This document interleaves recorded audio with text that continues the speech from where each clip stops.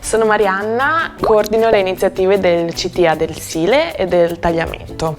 Per me il CTA è un gruppo di persone, ancora prima di associazioni, che condividono dei bisogni e provano a inventare delle soluzioni per rispondere a questi bisogni.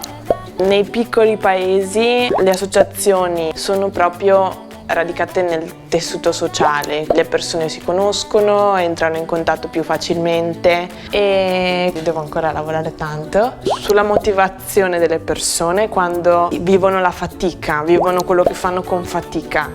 Forse potevo prepararmela. Io investo in questo gruppo di lavoro e questo mi permette di ottimizzare le mie risorse, quindi non ci vado a perdere, ci vado a guadagnare. Obiettivo però raggiungibile.